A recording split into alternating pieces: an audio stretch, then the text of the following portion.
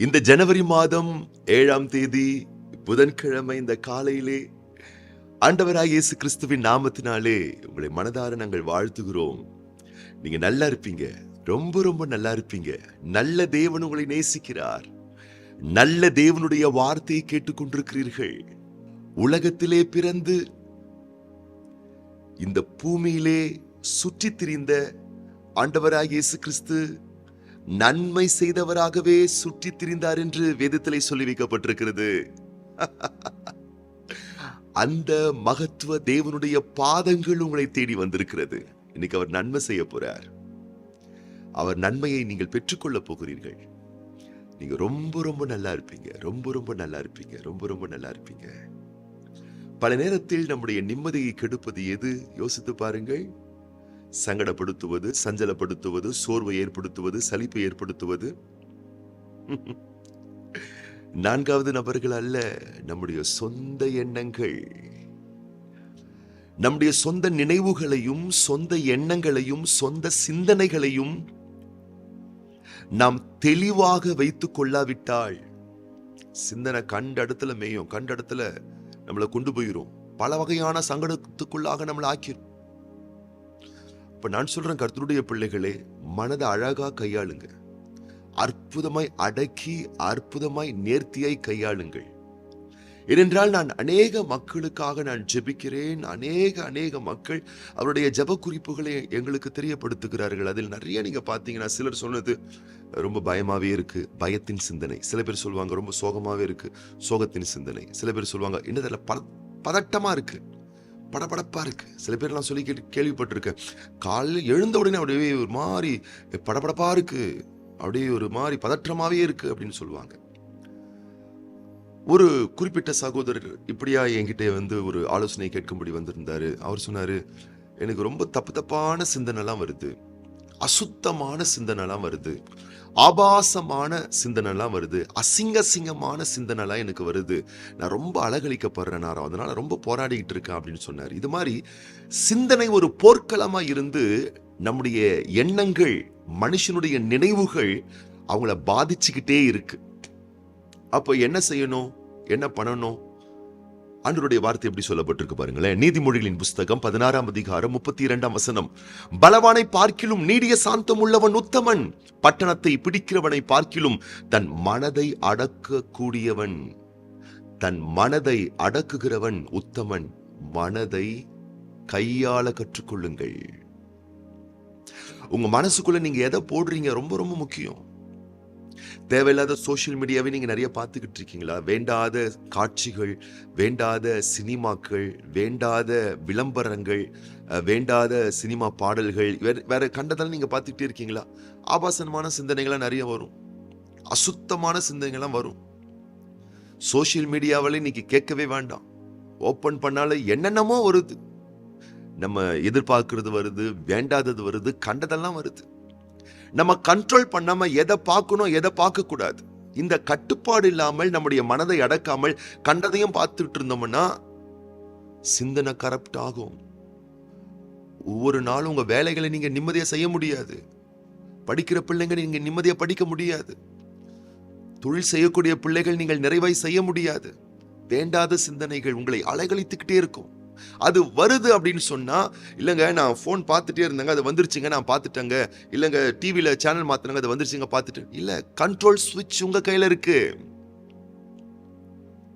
நீங்கள் கண்டதையும் பார்த்துட்டு இருந்தீங்கன்னா உங்க மனது பாதிக்கப்படும்.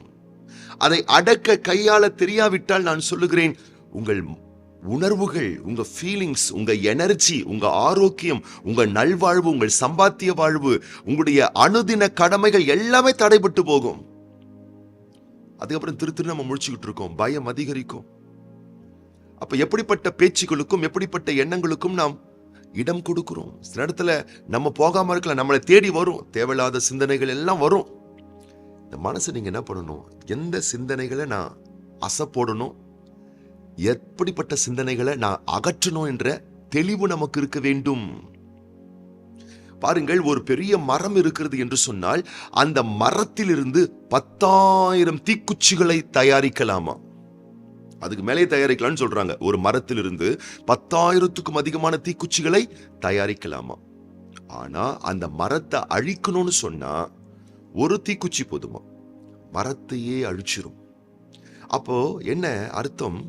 ஒரு சின்ன விஷயம்தான் பெரிய மரத்தையே அழிச்சிரும். ஆனா இந்த பெரிய மரம் அழகாய் பக்குவமாய் கையாண்டால் பலருக்கு பயன் தரக்கூடிய ஆயிரமான தீக்குச்சிகளை தயாரிக்க முடியும். அப்போ உருவாக்க போறோமா, அழிக்க போறோமா, இதுதான் முக்கியம். அப்ப நம்ம சிந்தனைகளை நம்ம எப்படி காத்துக்கிட்டு இருக்கோம், அதுதான் முக்கியம். இப்ப பாருங்களேன், நீங்க பஸ் ஸ்டாண்டுக்கு நீங்க போறீங்க, பஸ் ஸ்டாப்புக்கு நீங்க போறீங்க. அங்க போகும்போது நல்லா கவனிங்க. அந்த பஸ் ஸ்டாப்ல போயிட்டு நீங்க உட்கார்ந்துட்டு இருக்கீங்களே, நிக்கிறீங்க. இப்ப நீங்க ஒரு உதாரணத்துக்கு நான் சொல்றேன். வடக்கு பக்கமா நீங்க பிரயாணிக்கணும், ஓகேவா? அப்போ வடக்கு பக்கமா போகக்கூடிய ஒரு குறிப்பிட்ட பஸ்ஸுக்காக நீங்க வெயிட் பண்ணிட்டு இருக்கீங்க. ஆனா அந்த ஜங்ஷன்ல வரக்கூடிய பஸ் எல்லாமே மேற்கு பக்கம் போற ஒரு பஸ், தெற்கு பக்கம் போற பஸ், கிழக்கு பக்கம் போற பஸ்ஸாவே வந்துகிட்டே இருக்கு. இப்ப நீங்க என்ன பண்ணுவீங்க? நான் வடக்கு பக்கம் போகணும், ஆனா தெற்கு பக்கம் போற பஸ் வருதே, அந்த பஸ் எனக்கு முன்னாடி வந்து நிக்குதே, அந்த பஸ்ல இருக்கிறவங்க என்னதான் பாக்குறாங்க, அந்த கண்டக்டர் வேற விசில் வேற அடிச்சு கூப்பிடுறாரு அப்படின்னு கொஞ்ச நேரம் அவங்க என்ன பண்ணுவாங்கன்னா, நீங்க போக வேண்டியது வடக்கு பக்கம், ஆனா கிழக்கு பக்கம் இருக்கிறவங்க, மேற்கு பக்கம் இருக்கிறவங்க, தெற்கு பக்கம் இருக்கிறவங்க, அப்படி போறவங்க அந்த பஸ் எல்லாம் உங்களுக்கு முன்னாடி நின்று உங்களை கூப்பிடுற மாதிரியே சில இடத்துல இருக்கும். அங்க இருக்கிறவங்க எல்லாம் நீங்க பஸ் ஸ்டாப்ல வெயிட் பண்றீங்க இல்லையா, உங்களை பார்த்துக்கிட்டு இருக்கிற மாதிரி இருக்கும். நேரமும் டைமும் நீங்க வடக்கு பக்கம் போகணும், ஆனா பஸ் வராததுனால நேரம் ஆயிட்டே இருக்கிற மாதிரி இருக்கும். என்ன பண்ணுவீங்க? சரி, தெற்கு பக்கம் பஸ் போறதே, அந்த தெற்கு பக்கமா போயிட்டு அதுக்கப்புறமா நம்ம வடக்கு பக்கம் போய்க்கலாம்னு சொல்வீங்களா? தெற்கு பக்கம் போற பஸ்ல நீங்க ஏறவே மாட்டீங்க. வடக்கு பக்கம் போகக்கூடிய நீங்க மேற்கு பக்கம் போற பஸ்ஸுக்கு நீங்க என்ன பண்ண மாட்டீங்க? போக மாட்டீங்க, ஏறவே மாட்டீங்க. நிதானமா வெயிட் பண்ணுவீங்க. அந்த தெற்கு பக்கம் போற பஸ்ஸை நீங்க பெருசா கண்டுக்கவும் மாட்டீங்க. கண்டுக்காம இருந்தா ஆகும், கொஞ்ச நேரம் அந்த பஸ் நிக்கும் அந்த ஸ்டாப்பிங்ல, அதுக்கப்புறமா போயிரும். மேற்கு பக்கம் போற பஸ் என்ன பண்ணும்? உங்களுக்கு முன்னாடி வந்து நிக்கும். நீங்க நிதானமா ரியாக்ட் பண்ணாம அதுல ஏறாம நீங்க பேசாம நீங்க இருந்துட்டீங்கன்னா அது கம்முன்னு போயிரும். நான் சொல்றேன், உங்களை பாதிக்கக்கூடிய மோசமான எண்ணங்கள், பயத்தின் எண்ணங்கள், தேவையில்லாத எண்ணங்கள் யார் மூலமா வருது? சோஷியல் மீடியா மூலமா வருதா, இல்ல தேவையில்லாத நண்பர்கள் மூலமா வருதா, வேண்டாத சவகாசத்துல எதனால வருதுன்றத கொஞ்சம் யோசிங்க. அப்போ அப்படிப்பட்ட விஷயத்திற்கு நீங்கள் முக்கியத்துவம் கொடுக்காதீங்க. அந்த பஸ்ல ஏறாதீங்க. ஒரு நபர் மூலமாய் உங்கள் சிந்தனை பாதிக்கப்படுகிறதா, அந்த நபரோடு உள்ள உறவை துண்டித்துக் கொள்ளுங்கள். ஒரு காட்சியின் மூலமாய் உங்கள் சிந்தனைகள் பாதிக்கப்படுகிறதா, அந்த காட்சியை பார்ப்பதை நிறுத்துங்கள். ஒரு குறிப்பிட்ட இடத்துக்கு போறதுனால உங்களுடைய உணர்வுகள், உணர்ச்சிகள், எனர்ஜி பாதிக்கப்படுது, அந்த இடத்துக்கு போகாதீங்க. இப்படிப்பட்ட காரியம், நான் வடக்கு பக்கம் போகணும் அப்படின்னு சொன்னா கிழக்கு பக்கம், மேற்கு பக்கம், தெற்கு பக்கம் போகக்கூடிய பஸ்ல ஏறத நீங்க எப்படி தவிர்த்து விடுகிறீர்களோ அது போலவே இப்படிப்பட்ட விஷயங்களை நீங்கள் தவிர்த்து விட்டால் உங்க எனர்ஜி நல்லா இருக்குங்க, உங்க மனசு நல்லா இருக்குங்க, உங்க சிந்தனை பரிசுத்தமா இருக்குங்க. அதுக்கப்புறம் பாருங்க, உங்க எனர்ஜி வலிமையா இருக்கும். அன்னைக்கு செய்ய வேண்டிய வேலைகளை ரொம்ப அழகா செஞ்சு முடிப்பீங்க.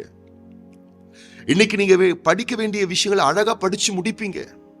வியாபாரம் செய்யக்கூடிய பிள்ளைகள் நல்ல வியாபாரத்துல வளர்வீங்க. ஊழியம் செய்யக்கூடிய பிள்ளைகள் மேன்மை அடைவீங்க. உங்க துறையில நீங்க இன்னைக்கு ஜெயிப்பீங்க. கர்த்தருடைய பிள்ளைகளை நீங்க ரொம்ப ரொம்ப நல்லா இருப்பீங்க. ஆகவேதான் ஆண்டவருடைய வார்த்தை நான் தெளிவா உங்களுக்கு பிரசங்கம் பண்ணிட்டு இருக்கேன். சிலர்லாம் நான் பார்க்கிறேன், படிக்கணுன்ற ஆசை இருக்கும், ஆனா தேவையில்லாத விஷயத்துல ஈடுபட்டு இருப்பாங்க. வாழ்க்கையில ஜெயிக்கணுன்ற ஆசை இருக்கும், வியாபாரத்துல ஜெயிக்கணுன்ற ஆசை இருக்கும், ஊழியத்துல ஜெயிக்கணுன்ற ஆசை இருக்கும். வேண்டாத நபரோட வேண்டாத பேச்சுக்களை, வேண்டாத காட்சிகளை பார்த்துக்கிட்டு இருப்பாங்க. இவங்களுடைய கரியர் பாதிக்கப்படும், பெரிய அளவுல பாதிக்கப்படும். காலம் கடந்து விட்டதுக்கு அப்புறம் ஐயோ இந்த கடமையை செய்யாம போயிட்டேன்னு, இதை பண்ணாம போயிட்டேன்னு சொல்லிட்டு வேதனைப்பட்டுக்கிட்டு இருப்பாங்க. நீங்க நல்லா இருப்பீங்க, நீங்க ரொம்ப ரொம்ப நல்லா இருப்பீங்க. மனதை கையாளுங்கள், அழகா கட்டுப்படுத்துங்கள். இந்த மனதுக்குள் கண்டதை விடாதீர்கள்.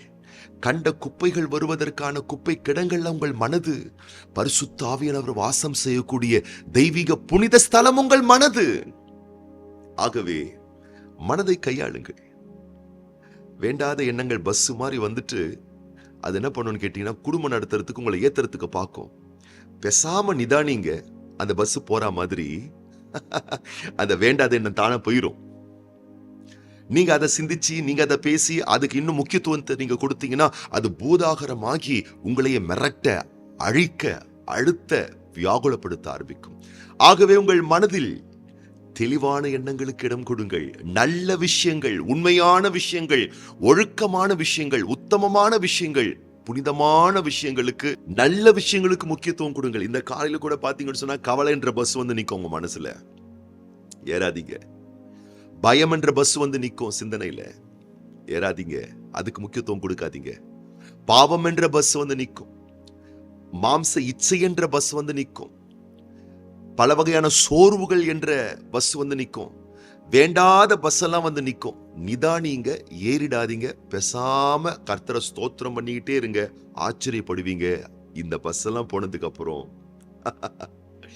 ஆசீர்வாதம் என்ற பஸ் வரும், நிம்மதி என்ற பஸ் வரும், சமாதானம் என்ற பஸ் வரும், சந்தோஷம் என்ற பஸ் வரும், ஐஸ்வர்யம் என்ற பஸ் வரும், ஆரோக்கிய வளமுள்ள வாழ்வு என்ற பஸ் வரும். அதுல ஏறிக்கோங்க. பரிசுத்தம் என்ற பஸ் வரும். அதுல ஏறி பயணிங்கள். உங்கள் உடல், உங்கள் உள்ளம், உங்கள் உயிர், உங்கள் எனர்ஜி ரொம்ப ஆசீர்வாதமா இருக்கும். இன்னைக்கு நீங்க ரொம்ப ரொம்ப அன்பா இருப்பீர்கள். அன்பான கர்த்தருடைய பிள்ளைகளே, உங்களோடு பேசுகிறதில் நாங்கள் பெரிய மகிழ்ச்சி அடைகிறோம். உங்களுக்காக ஜெபிக்க நாங்கள் அதிக கடமைப்பட்டிருக்கிறோம். உங்களுடைய ஜெப குறிப்புகளை எங்களுடைய வாட்ஸ்அப் எண்ணுக்கு மறவாமல் தெரியப்படுத்துங்கள்.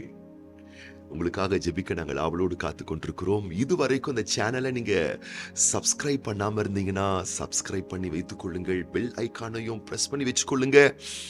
தினமும் இந்த வீடியோ உங்கள் நோட்டிபிகேஷன்ல வரும். அதை பாருங்க, கேளுங்க, பயன் பெறுவீர்களானால் அறிந்த அறிமுகமான அனைவருக்கும் நீங்க அதை ஷேர் பண்ணுங்க. நீங்க ரொம்ப நல்லா இருப்பீங்க. உங்களுடைய நல்வாழ்வு சிறக்க, உங்க மன வளமுள்ள வாழ்வு ஆஸ்வதிக்கப்பட நான் விசேஷமா இன்னைக்கு ஜெபம் பண்ண போறேன். அது போலவே இன்றைக்கு பிறந்த நாட்கள் காணக்கூடிய அன்பு சகோதரர் டி அருண், அருமையான மகன் எம் கௌதம் ஜான் பிலிப், அது போலவே சகோதரி எம் மல்லிகா, அன்பான மகன் பாப்லி கமல்குமார், இவங்கெல்லாம் இன்னைக்கு பிறந்த நாள் காண போறாங்க. இவங்களுக்காக நம்ம ஜெபம் பண்ண போறோம். கண்களை மூடி நம்ம ஜெபம் பண்ணலாமா? பரலோக தகப்பனே, இந்த புதன்கிழமை ஜனவரி மாதம் 7ஆம் தேதி இந்த காலையிலே இந்த வார்த்தை கேட்டுக்கொண்டிருக்கக்கூடிய ஒவ்வொரு பிள்ளைகளையும் வலக்கரம் நீட்டி தொட்டு நிறுத்தாமே ஆசீர்வதிப்பீராக. பட்டணத்தை பிடிக்கிறவனை பார்க்கிலும் மனதை அடக்குகிறவன் முத்தமன். இந்த மனம் கண்ட இடத்துல வேண்டாத சிந்தனைகளை எண்ணி எண்ணி வியாகுலப்படக்கூடியதா இருக்கின்றதை அப்பா, பிள்ளைகள் எண்ணங்களை அழகை கையாள, வேண்டாத எண்ணங்களை தவிர்த்துவிட, வேண்டிய எண்ணங்களை பிடித்துக்கொள்ள, சரியான கட்டுப்படுத்தலோடு மனதையும் எண்ணத்தையும் வைத்துக்கொள்ள இந்த வார்த்தை கேட்கின்ற ஒவ்வொரு பிள்ளைகளுக்கும் உதவி செய்வீராக. இந்த நாளிலும் பிள்ளைகளுடைய பயணங்கள், பிரயாணங்கள், போக்குவரவுகள், கொடுக்கல் வாங்கல், திட்ட தீர்மானம், என்ன நினைவுகள் என்று ஆண்டவர் அருளுகிற அனைத்து ரகமான ஆசீர்வாதங்களால் உடைய பிள்ளைகள் நிரப்பப்பட்டிருக்க வேண்டுமென பிதா, குமாரன், பரிசுத்த ஆவியானவருடைய வல்ல நல்ல சிநேக பிரிய நாமத்தினாலே உடைய பிள்ளைகள் ஒவ்வொருவரையும் மனதார வாழ்த்தி நாங்கள் ஆசீர்வதிக்கிறோம். தேவரீருடைய ஆசீர்வாதங்கள் உடைய பிள்ளைகளோடு கூடவே இருப்பதாக. மனம் செம்மையாக, மனதை சரியாய் பக்குவப்படுத்த, கையாள, எதை தக்க வைத்துக் கொள்ள வேண்டும் அதை தக்க வைத்துக் கொள்ள, எதை நிராகரிக்க வேண்டும் அதை நிராகரிக்க வேண்டிய தெளிவுகளை நீருமுடைய பிள்ளைகளுக்கு தந்து வளமுள்ள வாழ்வு பெற்றுமுடைய பிள்ளைகள் வாழ்ந்திருக்கும்படி தேவன் அனைத்து ரகமான சகாயங்களை நீருமுடைய பிள்ளைகளுக்கு தந்தரல வேண்டுமென நல்ல நாமத்தினால் நம்முடைய பிள்ளைகளை வாழ்த்துறோம். இன்றைக்கும் பிறந்த நாட்கள், திருமண ஆண்டுகள் காண்கின்ற பிள்ளைகளுக்காக நாங்கள் ஜெபிக்கிறோம். ஆண்டுகளை, வருடங்களை நன்மைகளால் முடிசூட்டுகிற பரலோக தகப்பனே, அன்பான பிள்ளைகளுக்கு நீர் தந்திருக்கக்கூடிய இந்த விசேஷமான நாளுக்குரிய ஆசீர்களை தந்து உம்முடைய வருகை வரும் மட்டும் இதுபோல் இன்னும் அநேக சந்தோஷமான, கம்பீரமான, கொண்டாட்டமான பிறந்த நாட்களை, திருமண ஆண்டுகளை உம்முடைய பிள்ளைகள் காண வேண்டும் என மனதார நாங்கள் வாழ்த்துகிறோம், ஆசீர்வதிக்கிறோம், ஒப்புக் கொடுக்கிறோம். இயேசு கிறிஸ்துவின் ஆசீர்வதிக்கப்பட்ட நாமத்தினாலே வாழ்த்தி ஜெபிக்கிறோம் எங்கள் நல்ல பிதாவே. ஆமென், ஆமீன். நீங்க ரொம்ப ரொம்ப நல்லா இருப்பீங்க.